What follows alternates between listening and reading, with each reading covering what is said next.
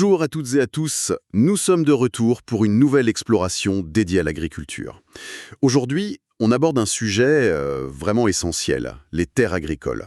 Sans elles, pas d'agriculture tout simplement. Je suis Bruno et on va se concentrer sur un territoire bien précis, celui de l'agence d'urbanisme de l'Artois. Et je suis Léa. Ensemble, oui, on va regarder de près les chiffres clés de l'Observatoire agricole. L'idée, c'est de mieux comprendre ce qui se passe avec le foncier agricole ici, sur ce territoire de l'agence d'urbanisme de l'Artois, et surtout les menaces qui pèsent sur cette ressource. Une ressource qui, il faut le dire, n'est pas renouvelable. Exactement. Alors, pour commencer, quelle place occupe l'agriculture sur ce territoire? On imagine souvent une grande place, mais est-ce que c'est uniforme? Alors, c'est vrai, l'agriculture est très présente. En 2021, les espaces agricoles couvraient à peu près 70,5% du territoire de l'agence. C'est beaucoup, Ah oui, plus des 2 tiers. c'est ça. Bon, c'est un tout petit peu moins que la moyenne des Hauts-de-France, qui est vers 75%, mais ça reste très dominant dans le paysage. D'accord. Mais vous parliez de territoire précis, ça veut dire que ça varie à l'intérieur de cette zone de l'agence. Tout à fait. Il y a de gros contrastes si on regarde les intercommunalités.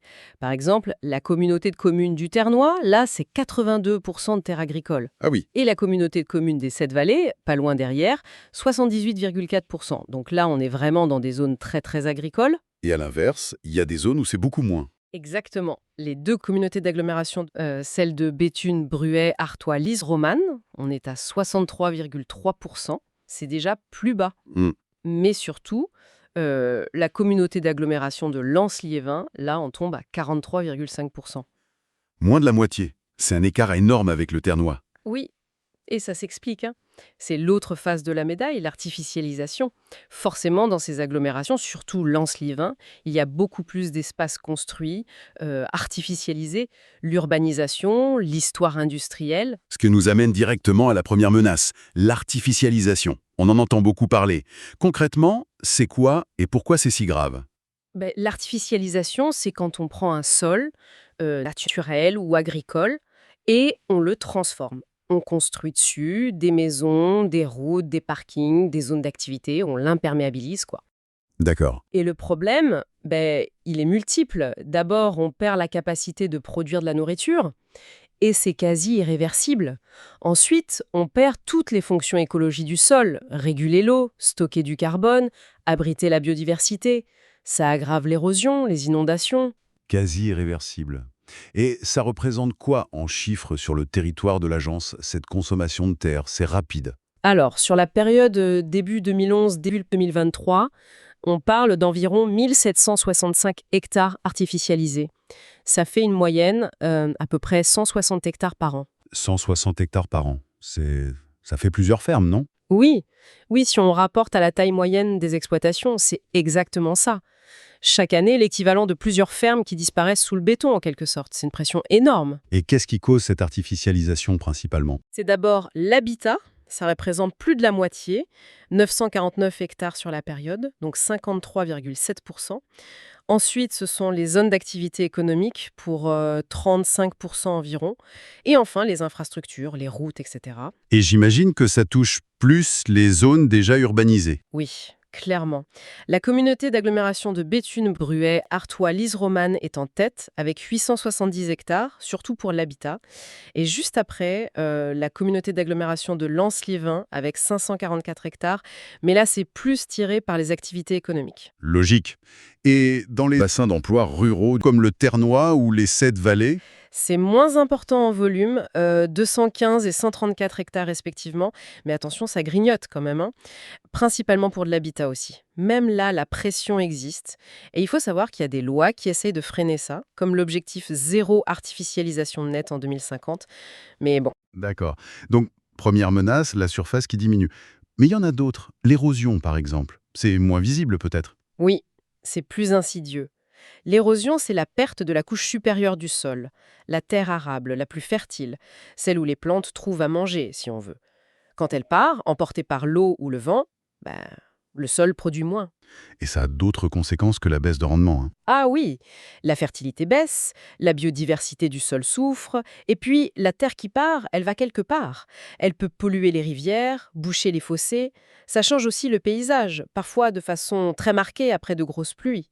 Et est-ce que l'agriculture elle-même peut, sans le vouloir, aggraver ça? Malheureusement, oui. Certaines pratiques, surtout avec des pluies plus fortes à cause du climat qui change. Par exemple, travailler le sol dans le sens de la pente, ça aide l'eau à filer et à emporter la terre. Laisser les sols nus, sans plantes dessus une partie de l'année. Les gros tracteurs qui tassent le sol. Ah oui, la compaction. Voilà.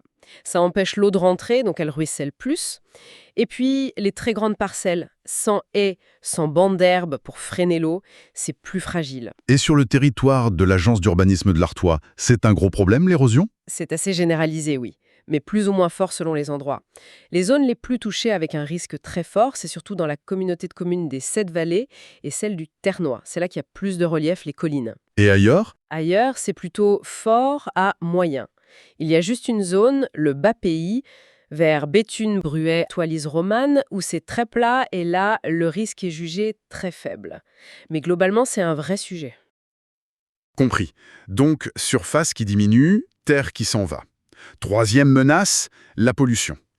Quelle pollution touche les sols agricoles? Alors, les sources peuvent être variées, hein. L'industrie passée, les dépôts sauvages, mais si on parle de l'agriculture elle-même, on pense surtout aux produits chimiques. Les engrais et surtout les produits phytosanitaires. Pesticides, herbicides, Les pesticides? voilà. Si on en met trop ou mal, ça peut s'accumuler dans le sol, contaminer l'eau. Il y a aussi la compaction dont on parlait, et puis la gestion des déjections animales, les effluents d'élevage, si c'est mal fait. Et justement, sur ces produits phytosanitaires, on a une idée de l'utilisation sur le territoire de l'agence? On a des chiffres sur les achats. Attention, c'est ce qui est acheté sur le territoire, pas forcément ce qui est utilisé pile là ou tout de suite. Mais ça donne une tendance. En 2022, c'était 328 148 kilos de substances actives achetées. Presque 330 tonnes. C'est énorme. Et ça augmente ou ça baisse alors? Alors, sur 5 ans, entre 2017 et 2022, pour tout le territoire de l'agence, ça a très légèrement baissé, moins 1,8%. C'est quasiment stable en fait. D'accord. Mais, encore une fois, ça cache des situations très différentes. Ah. Où est-ce que ça baisse et où ça augmente alors? Ça baisse de façon assez nette dans les agglomérations, moins 9,9% pour Béthune-Bruay, Artois-Lise-Romane et moins 6,4% pour Lens-Liévin. Par contre, Oui. ça augmente dans les bassins d'emploi ruraux, plus 3,7% dans le Ternois et plus 3,6% dans les 7 vallées. C'est fou ça, baisse d'un côté, hausse de l'autre. Pourquoi cette différence? C'est compliqué. Ça peut être lié au type de culture, certaines demandent plus de traitement, peut-être que les alternatives sont plus développées près des villes. La météo de l'année joue aussi. Difficile d'avoir une seule explication, mais ça montre bien que l'agriculture n'est pas la même partout sur le territoire. Oui, c'est très clair. Dernière menace, la pression sur le marché foncier.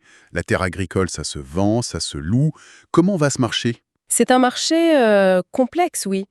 Il y a la vente, mais beaucoup de terres sont louées en fermage. Et il y a un acteur important, la SAFER, la Société d'aménagement foncier et d'établissement rural. Oui, là, ça fait. Elle essaie de réguler un peu, d'aider les agriculteurs à s'installer, de limiter la spéculation, avec son droit de préemption notamment. Mais malgré ça, les prix montent. Oui. Au niveau régional, en 2024, on a vu moins de ventes, mais le prix moyen des terres libres non bâties a encore grimpé. 10 950 € l'hectare. C'est plus 7,7% par rapport à 2023. Donc la pression est là. Et sur le territoire de l'agence d'urbanisme de l'Artois, on est où par rapport à ça? Ça varie pas mal. En 2023, pour ces terres libres, on était entre 8 000 et 13 000 € l'hectare, en moyenne. Et on voit un truc assez net. C'est plus cher à l'est, vers Lens-Liévin, et moins cher à l'ouest, dans les 7 vallées. Encore cette différence est-ouest, c'est la qualité de la terre qui fait ça? Pas seulement. Et peut-être même pas principalement. C'est beaucoup la proximité des villes, de l'emploi. Une terre près de Lens-Liévin, elle est plus convoitée pour d'autres choses, même si c'est juste de la spéculation. Ça attire plus d'investisseurs, même non agricoles, et ça fait monter les prix. Pour les terres louées, c'est moins cher, entre 5 000 et 7 000 € l'hectare. Et où est-ce que ça bouge le plus? Où y a-t-il le plus de ventes? D'après les notifications à la SAFER sur les 5 dernières années, le marché est plus actif au nord, sur Béthune, Bruay, Artois, Lys Romane, et aussi dans les collines de l'Artois. Ailleurs, c'est plus calme. Bon, merci pour tout ça. Si on résume, les terres agricoles sur le territoire de l'Agence d'urbanisme de l'Artois, c'est encore la majorité du paysage, plus de 70%. Mais elles subissent un cocktail de menaces. L'artificialisation qui mange l'espace près des villes, l'érosion qui use le sol surtout en relief, la pollution avec des tendances inverses sur les pesticides, et enfin un marché foncier tendu qui renchérit l'accès à la terre, surtout à l'est. C'est bien ça? C'est une très bonne synthèse, oui. Et le mot important, c'est cocktail ou accumulation. Ces menaces s'ajoutent les unes aux autres. Et la perte de ces terres, en quantité ou en potentiel, ça a des conséquences en chaîne. Sur notre alimentation locale, bien sûr, mais aussi sur la biodiversité, sur la gestion de l'eau, sur notre adaptation au changement climatique. Des sols en bonne santé, c'est crucial pour tout ça. Et tout ça, ça nous amène à une question de fond pour finir. Face à ces constats, comment faire, collectivement, citoyens, agriculteurs, élus, pour changer notre regard? Comment faire pour que le sol agricole, ici sur le territoire de l'Agence d'urbanisme de l'Artois, ne soit plus vu comme une simple surface à consommer, mais comme un patrimoine vivant, limité, essentiel, qu'il faut absolument préserver, voire régénérer pour l'avenir? C'est exactement ça. C'est la question centrale. Repenser notre rapport au sol. Une question vitale pour l'avenir de ce territoire. Voilà qui termine notre exploration du jour. Merci de nous avoir écoutés.